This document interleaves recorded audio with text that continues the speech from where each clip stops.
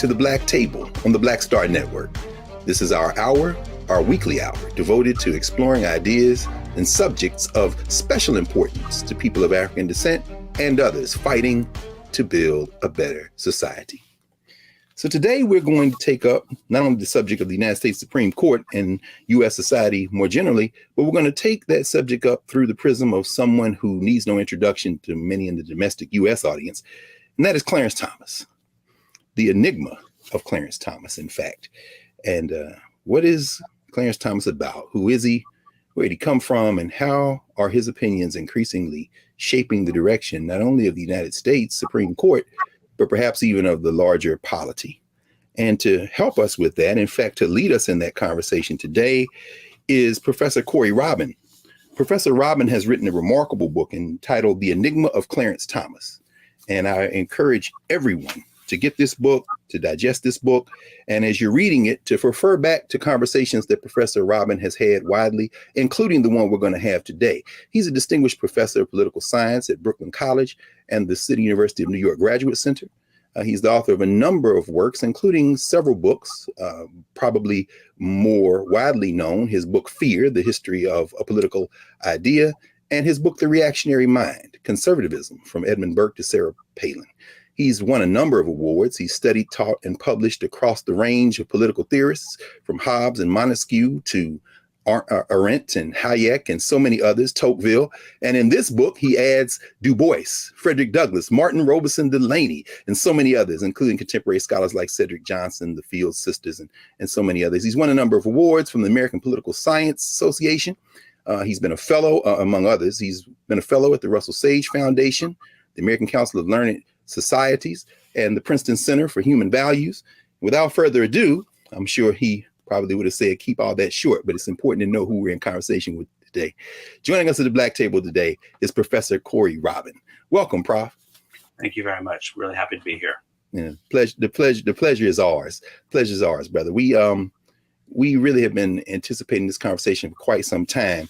This is a book, to our understanding, as you write in the epilogue of the book, that you hadn't set out to write, huh? Could you? But before we get to how you came to this book, let's talk a little bit about your overarching project. You're a political theorist by training and teaching, huh? Tell us a little bit about your interests and how you frame this human project in terms of politics. What are some of the ways that you kind of line out political theory? Well, I'm on the left, but I've always been interested in the right and the forces of reaction, counter-revolution, and conservatism, the broad front of reaction. And that goes back to my first book, which you mentioned in the introduction. But when I finished my second book on the reactionary mind, I really thought I was done with the right, and I wasn't going to be interested in it anymore. And, the world had other things in mind, for me. And so I came to this project a little bit unwillingly. Somebody had asked me to write an article for an anthology on Clarence Thomas. I mean, the anthology was on African-American political thought more generally, but they wanted a chapter on Thomas, and nobody wanted to do it.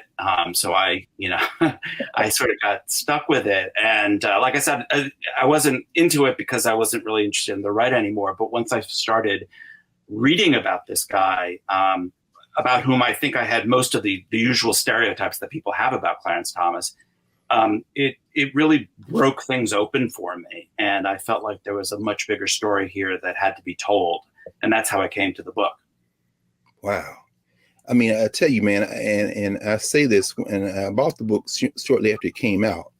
And as I said before we started talking for the recording, I teach a class at Howard Law School, and I just carried the book in the class with me. I'm like, do y'all understand how closely Clarence Thomas's ideas, his upbringing and formation mirror that of so many Black people in this country? And there's virtually nothing that I'm aware of that approaches Thomas's judicial philosophy, his politics, through the lens that you do. In fact, you say, what is it, that Clarence Thomas's life and work somehow is the story of the last half century of American politics, including our many defeats, some of our triumphs, but ultimately kind of traces it out. And finally, as someone who is probably would be characterized as a Black nationalist, certainly a Black internationalist, and you write that he doesn't really have much interest in Black internationalism, you say, well, I didn't set out to frame him as a Black nationalist necessarily the way we would talk about Black nationalism, but I'm looking at the overlap of conservatism and Black nationalism. But Prof, you call Clarence Thomas a Black nationalist, man. help us understand that. This is the thesis of this book. Could you talk a little about what is the thesis of the Enigma of Clarence Thomas? Sure. Well, it starts with who he was as a younger man. And I can get into much more detail about that, as the show goes on. But for his formative political years, he was a Black nationalist. He had come north from the South. He was a student at Holy Cross, and he helped found the Black Student Union. He was part of a cohort of Black male students who was recruited in 1968.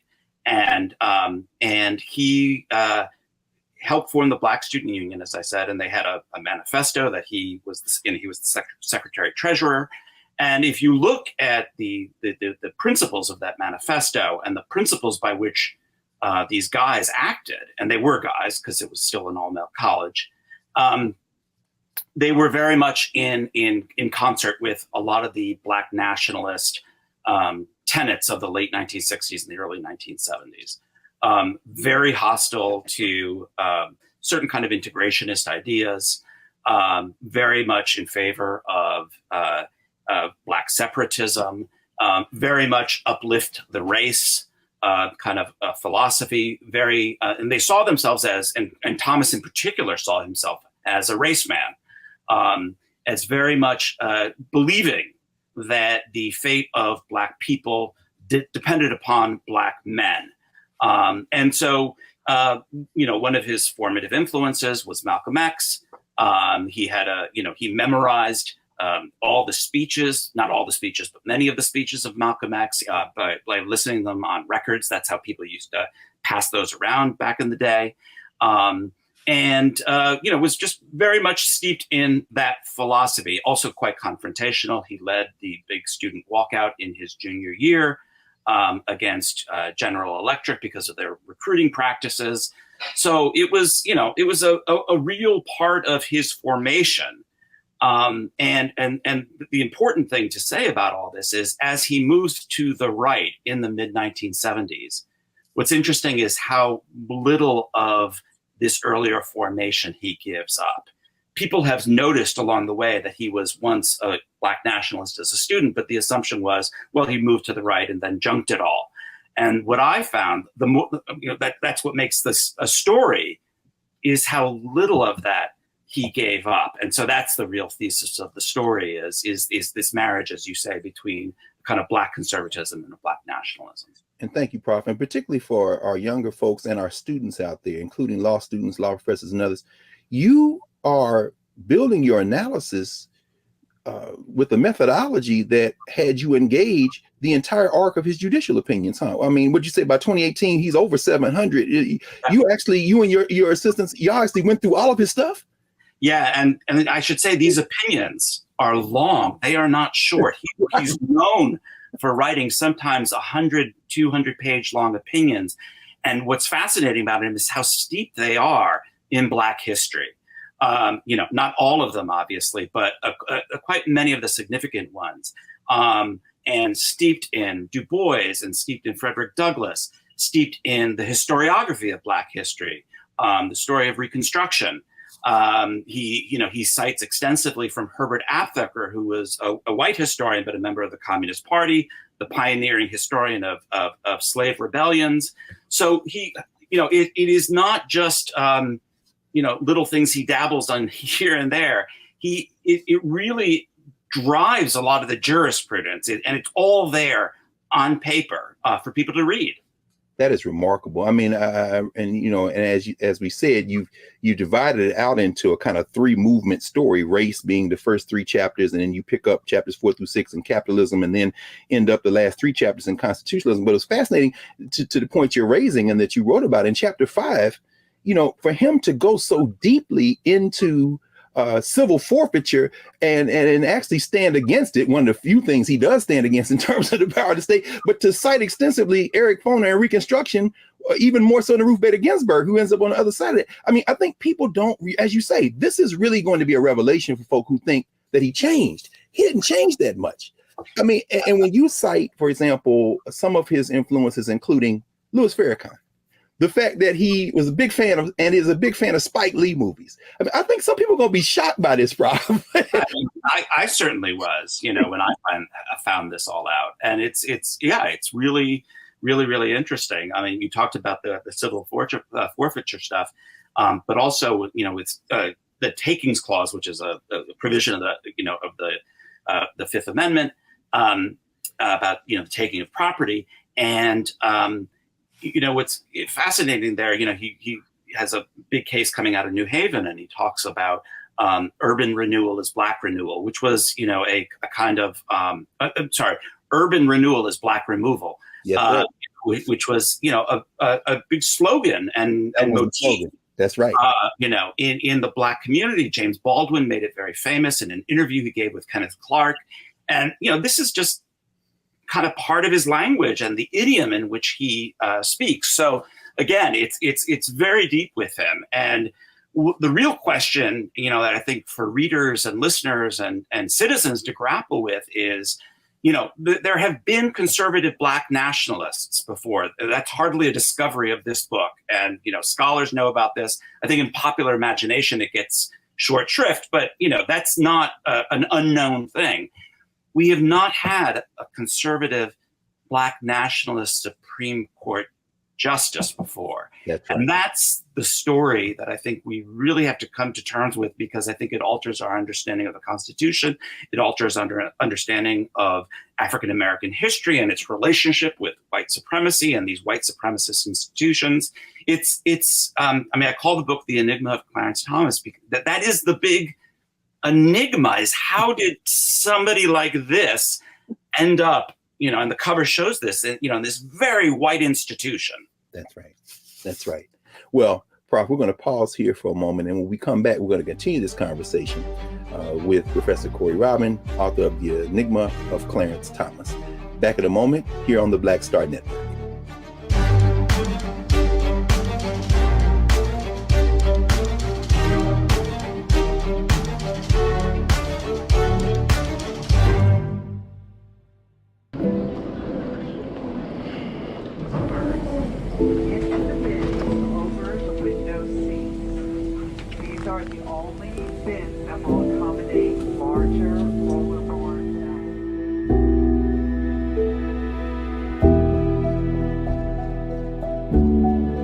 Put 10 in here? 10, and you don't come out till you die. And you eat him, you eat 10. Oh my God. So what?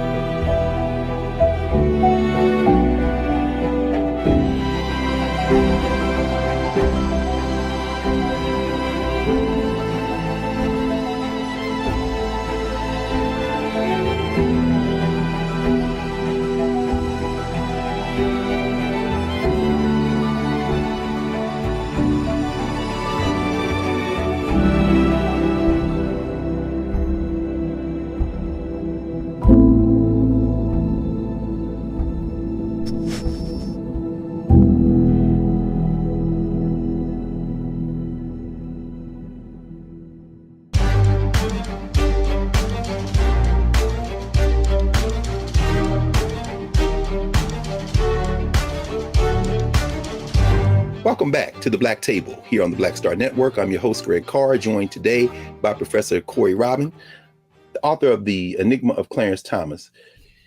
Professor Robin, Corey, it's interesting that you mentioned, of course, the whole arc of Kenneth Clark and, the questions of the doll test. I never liked that doll test myself, quite frankly, but because, what it says or doesn't say about the nature of Black identity and self-worth.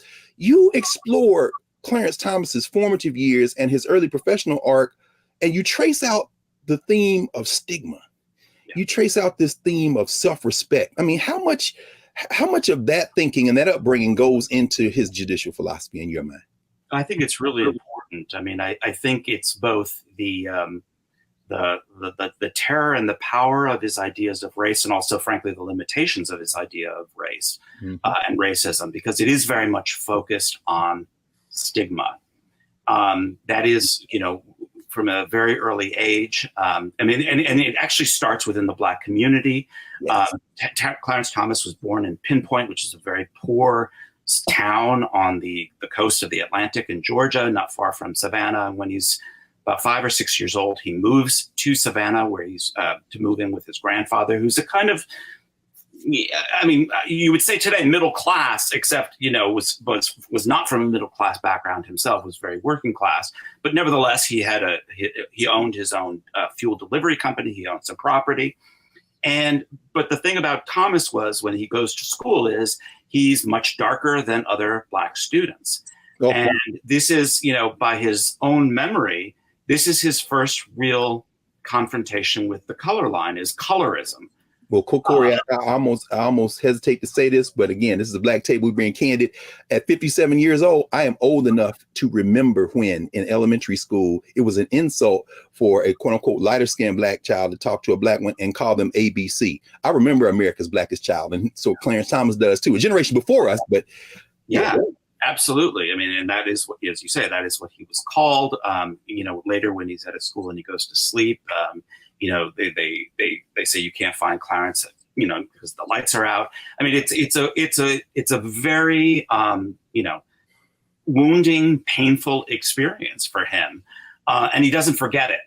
And he begins to apply it as he gets older. This is how he begins to understand Black liberalism. Is, you know, it's the professional managerial class that tends to be lighter and wealthier. And so, you know, these ideas about color and race are very formative for him. And they come to center on this idea of a stigma, that Black people are stigmatized. And this is then going to carry, I mean, this is a long story, but just to cut to the chase, it's going to carry over to his ideas about affirmative action. Now, most conservatives, white conservatives, when they talk about affirmative action, they believe it's an offense against colorblindness. And what's interesting about Thomas, even though his white conservative fan base thinks he's a colorblind jurist, he's anything but that. He's the complete opposite of that. Yeah. And for him, one of the key wrongs of affirmative action is how it stigmatizes Black people. In the same way that not every Black person in the 19th century was enslaved, but nevertheless, all Black people carried the stigma of slavery and of racialized inferiority, whether they were free or enslaved. Thomas argues that, of course, not all Black people are in a university by virtue of affirmative action, or in a workplace by affirmative action.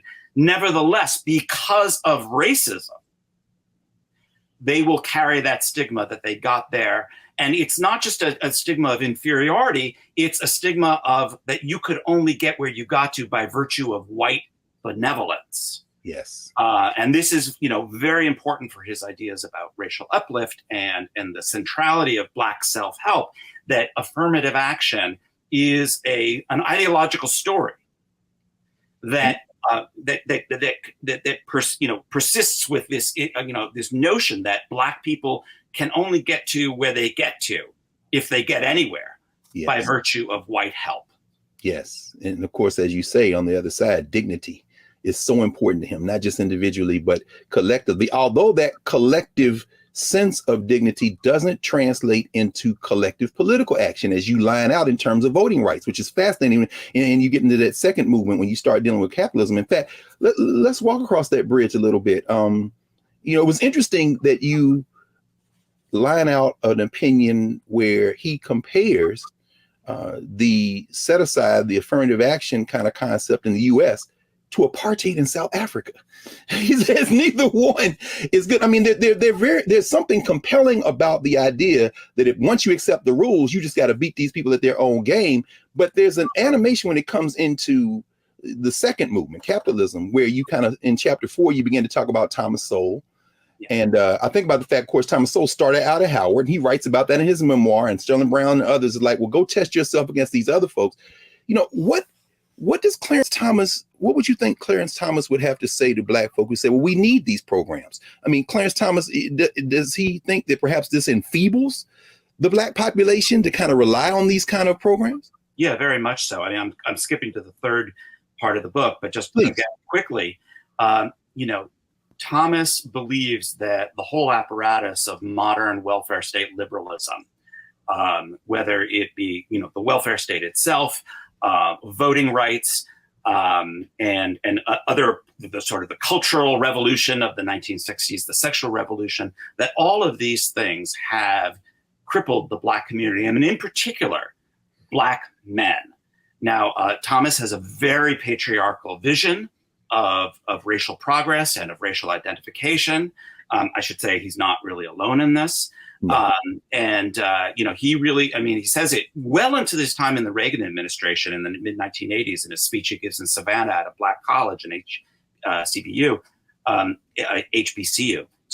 Ironically, of course, Savannah State, right there near his hometown, no question. Yeah. Exactly. And he says, I'm getting the quote on, but the future or the fate of the Black race depends upon the Black man.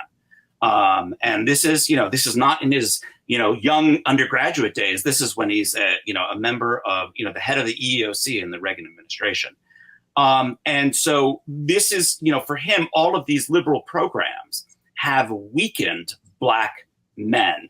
And for him, if you were to say to him, we need these programs, that is a statement of abjectness, of destitution so profound and wounding to him that he thinks, you couldn't come up with a greater self-indictment than a statement like that. So he really has this idea of Black sovereignty, Black male sovereignty, I should say. That, the second that it is extended from the state, the white state, and I'll explain what I mean by that in 1 second, that stigma returns and that kind of wound returns, and that it is so crippling and stifling. Now, the reason I say the white state is if Black people help each other, particularly if Black men help their communities the way his grandfather in his memory did, that's a completely different story. So he's not a rugged individualist. And again, he's misread on this by many, many of his fans and his critics. He is not an individualist. He believes very centrally in the importance of communal support. And I put it in quotations because it's really the Black patriarch dispensing his patronage to the Black community. That is his vision. He does not believe is crippling. That he believes is empowering, that he believes is the path of racial progress. And what's more, he says, this is the story of how Black people survived under slavery, under Jim Crow.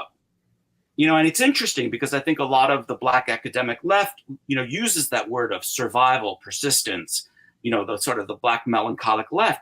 This is the language of Clarence Thomas as well. Indeed. This is not, an empowered freedom movement, that's, in that sense. It is about the persistence of a subjugated, despised minority in the face of, of everything saying you couldn't survive.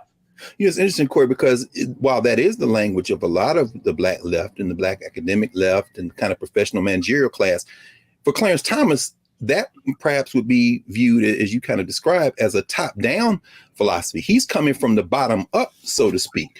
And so, there is a class analysis that you get into, particularly when you start dealing with criminal justice and you start talking about issues of incarceration. In your mind, does Thomas perhaps see himself as a representative of the lower classes, the working classes, the poor? Because he does have a sort of contempt, ironically, since he came out of a couple of those institutions, for this kind of professional managerial class. Could you walk us through some of that? Because he's at the center of power. But when I was writing the book, Cedric Johnson, who was a real influence on the book's conception, and his book was sort of transformative for me, but he read the manuscript and he really pushed on that class dimension, and it's complicated with Thomas. He is from, you can't say the Black working class, but he's certainly from a Black poor. Yeah. And then is raised by his grandfather, who was more the Black middle class. He has a weird class background, and then he becomes part of the Black professional managerial class once he goes to Holy Cross and onward. And on the one hand, he has real contempt for that Black professional managerial class. I don't think he's that strange or rare in that regard. A lot of white PMCs have contempt for other, it's pretty common. And quietly as kept, Prof, a lot of black too. But let's just be frank about. I'm sure Cedric said that to you anyway. And so there's that kind of contempt, and he claims to be speaking on behalf of the authentic black community that is working class, that is poor, and so on. And yet, as you pointed out in the book, his conception of racial wounds and racial grievances, are very much, with this focus on stigma, for instance, they're very much, PMC type concerns. When he talks about it, it's how you get viewed in the seminar room, how you get viewed in the executive boardroom, how so it's a very rarefied strata, and he's not particularly interested in the kind of stigma that gets attached to black working class men, in inner cities, in high crime areas and so forth. And to the extent that he does talk about that, his answer is, and he's very frank about this, actually. I mean, that's the other thing. He doesn't hide any of this. No. He's very upfront. And his answer is, all the more reason why, if you're black and you're male and you're poor and working class and you live in a city, you need to stay the hell away from anything. My God. Anything that even will attract, even the slightest bit of notice from the police, from the state. All the more reason to stay away. And he claims this is what his grandfather taught him, and that, liberalism has blurred that line to the detriment of the black community. We appreciate you, Prof. I'm sure there are a lot of our viewers right now who had very similar talks in their families. So this is not unfamiliar at all. And it's been really a revelation so far. We're going to take a pause for a moment, Prof. And when we come back, we're going to continue this conversation here at the Black Table with Professor Corey Robin, author of The Enigma of Clarence Thomas, political theorist, student of political theory. And we'll be back in a moment.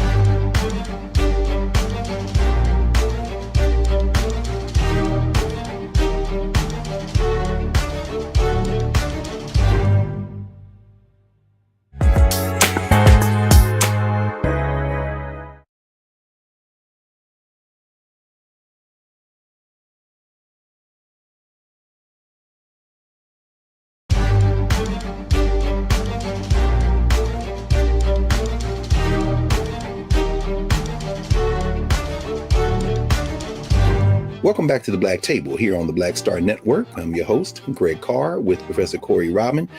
Prof, let's look at how Clarence Thomas, his interpretation of the law, with this political philosophy, with this cultural grounding he has, how that translates into how he reads the Constitution.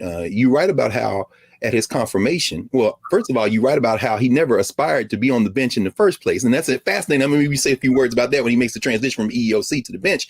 But at his confirmations, people might think that he would be an originalist. But in fact, he talks about the Constitution being a living document. And people have accused him of being a kind of doctrinaire when it comes to natural law. But you write, when you go through his opinions, that is in fact not the case.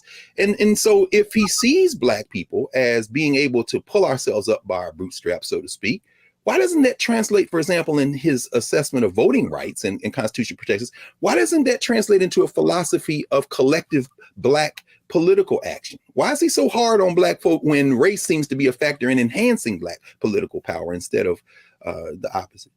Any of those things. Sorry, what's that? No. Go right ahead. I'm sorry. Yeah. So, I mean, this is, in a lot of ways, I think you get into the real kind of darkness of his worldview. And it's a very conservative one in this regard, which is that the more adversity, the harder things are, the more heroic the efforts that will be launched in response to that. It's a very masculinist view. Yes. It's a very, in some ways, it's a kind of very Catholic view. He quotes from Thomas Aquinas, to justify these kinds of views. But he's not shy about this. And so for him, the thing about voting rights I mean, there's a lot of things he has a critique of voting rights, but is that, again, it all depends. Well, it all depends upon white beneficence. This is a country in which there is a white majority and black people are in the minority. And in fact, he gives this very famous interview to Juan Williams in the 1980s. Juan Williams, back then when he was at the Atlantic. And he says, let's assume that you could parcel out political power to every group by percentages, group rights kind of a point of view. Mm-hmm. He says, who's going to come out on top and who's going to come out on the bottom? White people are always on top. Black people will always be at the bottom. And the more you depend upon white actors, white benevolence to secure your status. And he says, let's be clear, that's what a lot of these, voting rights, gerrymandered decisions are all about. That's why he compares it to racial apartheid, is that these are all under the control of white political actors.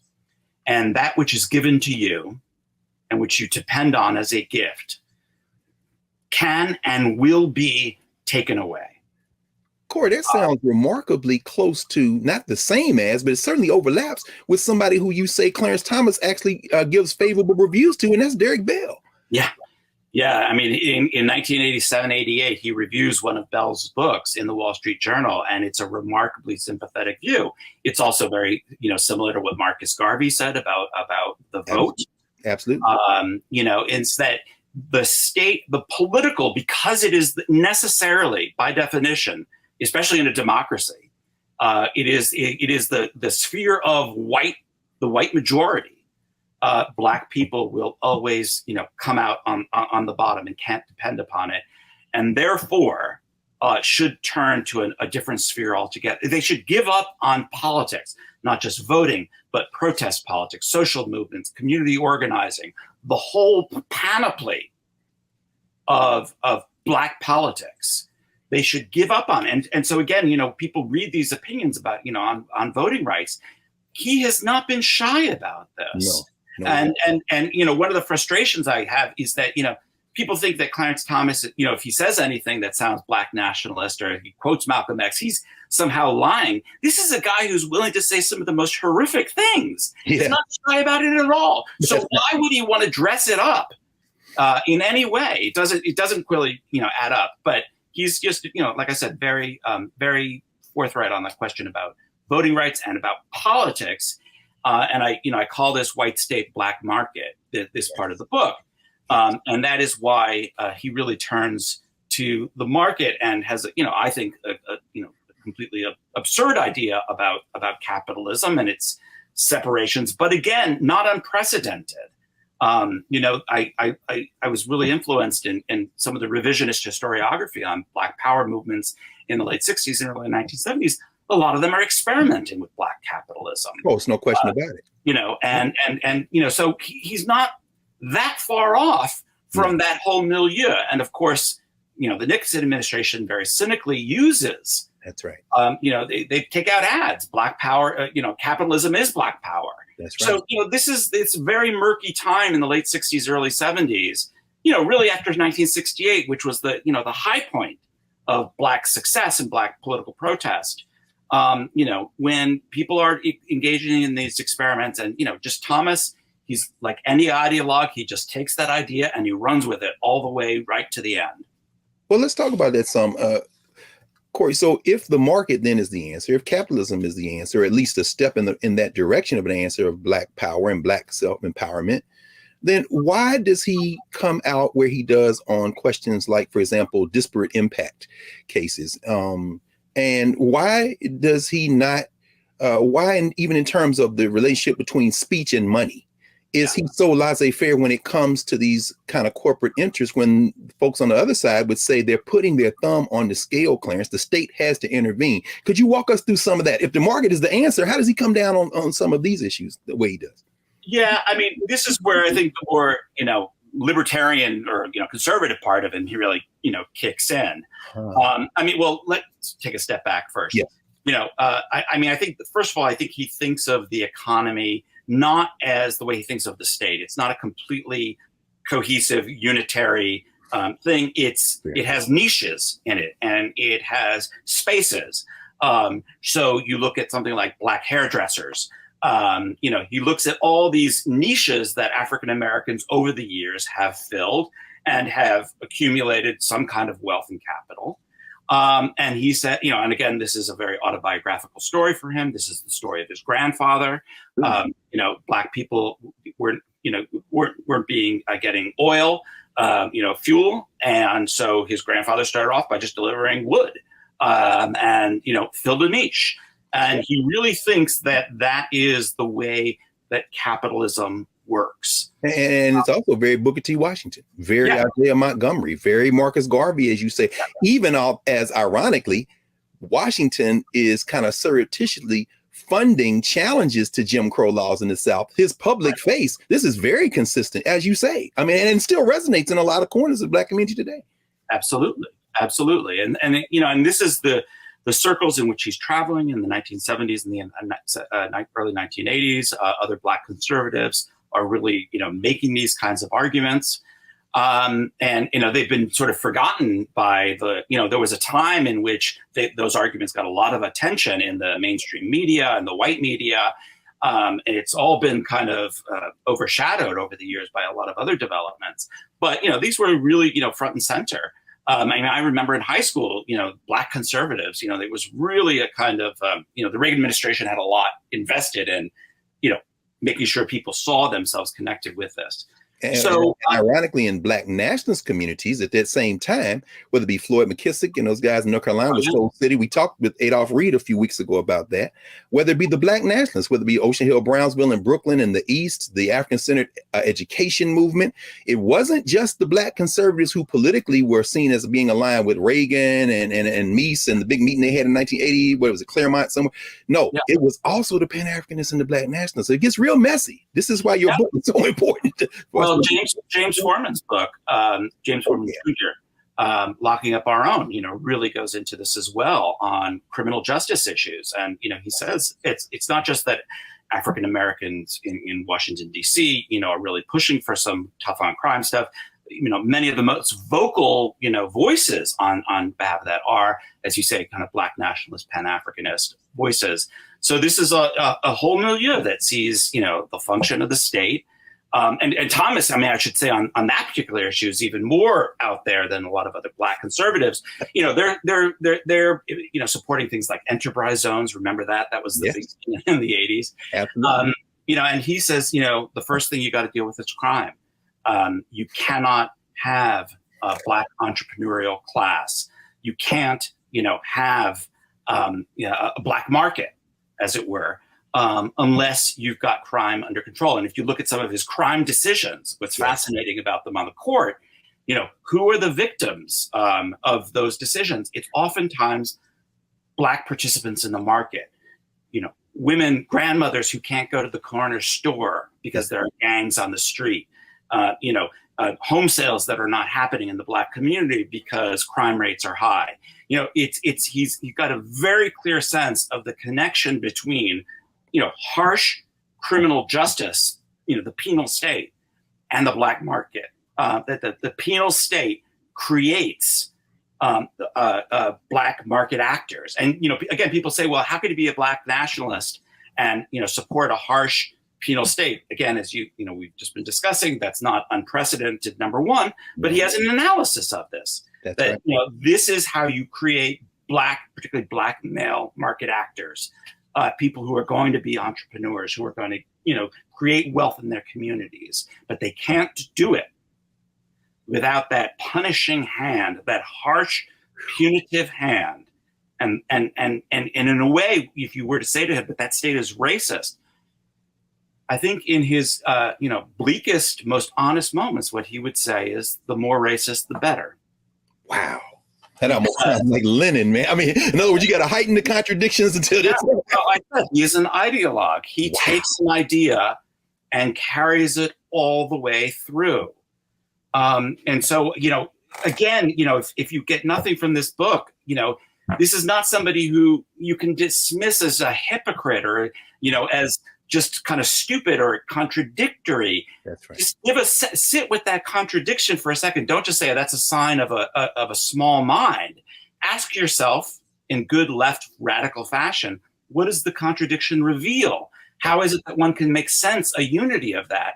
And once you do that, you'll see that's what he was saying all along. My goodness. My goodness. I'll tell you what, we're going to pause here one final time, Corey. And when we come back, we're going to hit right there, man. I mean, Clarence Thomas's austere worldview, which perhaps many more of us than what we care to admit might share. We're going to start with that when we come back in a moment here at the Black Table on the Black Star Network. Back in a moment.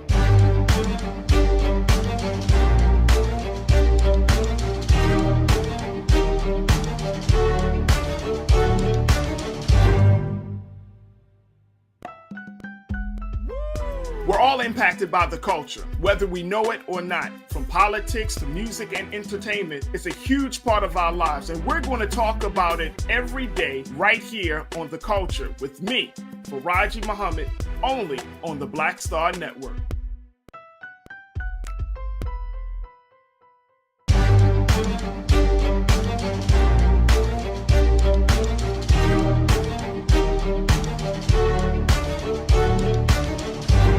Welcome back to the Black Table here on the Black Star Network. Greg Carr, your host, joined today by Corey Robin, author of The Enigma of Clarence Thomas. Prof, you walked us right up to the gate, man. Your epilogue, Clarence Thomas's America. And I only have about 10 more minutes, so I want us to, get to that. But I can't resist asking you about in that last third, in your third movement, when you talk about the white Constitution and the Black Constitution, Clarence Thomas's worldview is one that, in so many ways, many of us find some common kind of consensus building. Race, he talked the permanence of race, the fact that we've got to fight our way through this. Walk us through those last couple of chapters, 8 and 9, if you can, just in the Black Constitution and the White Constitution. We start talking about the role of the state, the role of the federal government vis-a-vis the state government and state actors. I mean, we don't have time, obviously, for you to go through everything, but could you give us a broader view of how Clarence Thomas looks at the function of the state and trying to address some of these issues and what it can and can't do? Sure. The first thing to say, as you said, is Clarence Thomas has two constitutions in mind. One is the Black Constitution. This is the Constitution that's created out of the Civil War, the struggle over emancipation, essentially, with the Reconstruction Amendments. And he's very clear that that Constitution revolutionized the relationship between the national and the state governments and empowered the national government, he thinks, mostly for the worse. And then there is the White Constitution, the Founders' Constitution, the Framers' Constitution. And people oftentimes say, how could somebody who's a Black nationalist believe in that original Constitution? Well, remember what his originating philosophy is. Black people survived an American version of a totalitarianism, and that's what he calls it. It's this American totalitarianism. If they can survive that, they developed virtues and skills and habits and customs and tactics and strategies that we need to go back to. And he says, people think that I'm anachronistic. I am. I want to go backwards in time in order to move us forward into the future. He's very upfront about this. Man, that's a bizarre version of saying Kofa, brother. I'm gonna tell you right. but it's right there. You're saying it's in black and white. I gotta do is read his opinions. Yeah, exactly. And so he embraces the kind of constitutional transformations that we're seeing today. There's a whole other story about rights there that we probably don't have to get in time to get into. But, he really wants a kind of punitive state that will recreate the adversity, the hardship, the subjugation that Black people once experienced, not because he is a sadist and not because he is, just having a lark, but because he believes out of that experience will come a kind of new generation of powerful Black men like his grandfather, who will be the salvation of their communities. My goodness. And sorry, go ahead. No. Please finish your thought, please. No, I mean, and so, with that comes the kind of world that we are increasingly seeing today, where, this is a state that is extraordinarily punitive, but simultaneously cannot protect you. certainly if you're Black, increasingly if you're white. I mean, just think about things like COVID and just the general breakdown of the state apparatus, climate change. We are facing these kind of extinction events. And in this world, and I say it's a mix of Mad Max and Do the Right Thing, which, as you said, Spike Lee is a favorite of his. Yes. What do you have? You have strong men with guns. With guns. Well, in fact, it's interesting that one of the cases you cite when he talks about Second Amendment guarantees and protections is about an elderly Black woman. Yeah. That's fascinating, man. I mean, she got to protect herself out here in the hood. These guys are coming. We read very carefully into those footnotes, I can see. Oh, man. Any work that you've done deserves that kind of close reading, man. That's why I'm telling everybody you need to go get this book. But go ahead, please. Yeah, but, it was a case out of San Francisco, actually. It was an elderly Black woman who had a gun. And he talks about this, about the centrality of Black arms in the Black tradition. His Second Amendment, decisions, particularly McDonald versus Chicago, which is about 12 years old now or 11 years old, really goes into how central it was arming Black people during Reconstruction. And he closes that power movement, the Panthers. I mean, we talking about Black militia, Republic of New Africa. Absolutely. Oh, absolutely. I mean, there's a song. Oh God, now I can't remember. It was a song about that not Kathleen Cleaver. No, Elaine Brown, I think, wrote about the centrality of Black men being armed and how central that was to the Black community. And so this is really to the heart of the whole vision. And again, what was once maybe, a vision that was particular to one wing of African-American politics. And again, this is the heart of the book, is now a vision that pervades America. That not pervades American society. That is American society. That is American society. And that's why I hope it's not hyperbolic to say, it's Clarence Thomas's America. And as I said in a recent article, he is not only the most powerful Black person, government official in the United States, which people seem to forget. He is the most symptomatic public intellectual in the United States. I think he is articulating what this country has become and where it is going. And he has seeded the federal bench with his clerks, which you kind of began with, which is remarkable. Let me ask you, Prof, as we kind of turn to a close, because, you don't use, obviously, the word dystopian in terms of his outlook lightly. And as you've kind of lined out, and I love how you write this, for Clarence Thomas, repair or righting the ship is a non-starter. So in your mind, given the trajectory of where we're headed right now, because Clarence Thomas clearly the intellectual leader of the court,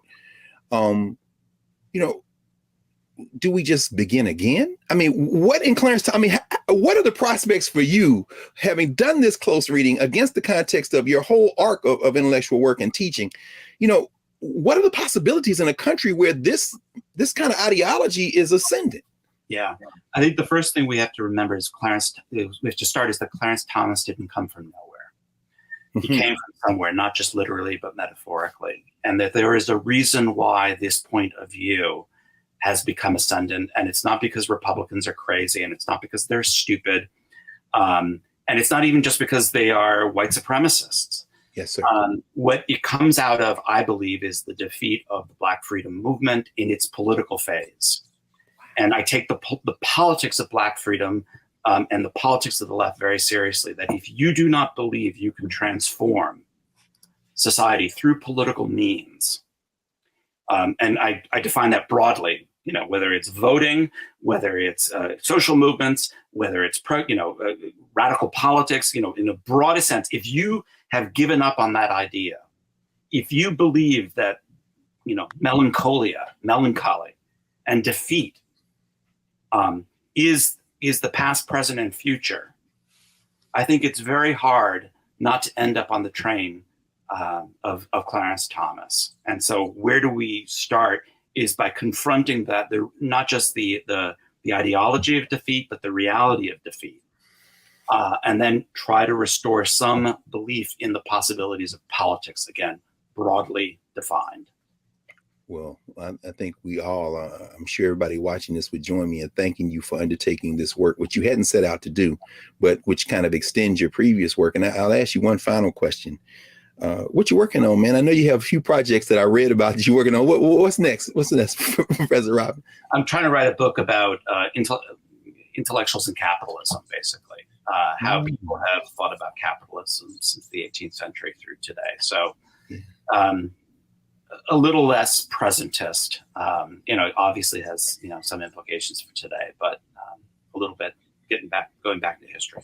Absolutely. Well, we wish you Godspeed, and hopefully, you'll come back and join us again. And listen, I'm glad we were able to schedule you, because I suspect as the months and years unfold, your dance card is going to try to pull you out of the classroom and out of the library a lot more, as people realize, hey, we need to go get the Enigma of Clarence Thomas, because this is the ideology and intellectual work that is informing the state. But we want to thank you for joining us today, Professor Robin, and please come back. All right. Thank you very much. And I'd be happy to do it. I really enjoyed it. Thank you so much. We'll be back in a moment to clear the table here at the Black Table on the Black Star Network. Back in a moment.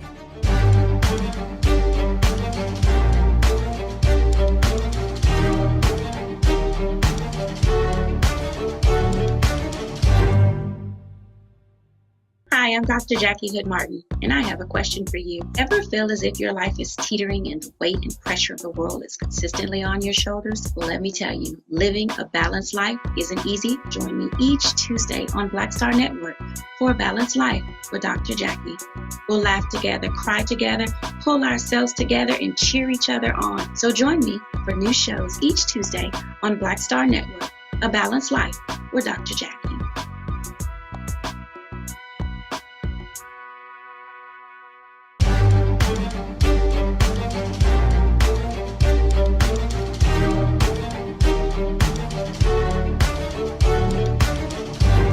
In 1950, when Carter Godwin Woodson passed away here in Washington, D.C., at the age of 75, W.E.B. Du Bois wrote his obituary in a small journal called Masses and Mainstream.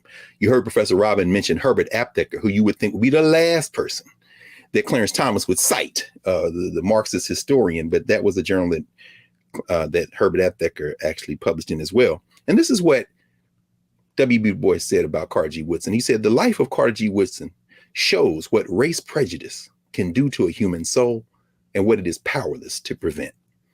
The whole time we were listening to Professor Corey Robin, that quote from Du Bois echoed through my mind, because the life of Clarence Thomas in some ways shows us what race prejudice can do to a human soul and mind and what it is powerless to prevent. And so as we clear the table today, I'm reminded of the song by Jeffrey Osborne, the LTD, Where Did We Go Wrong?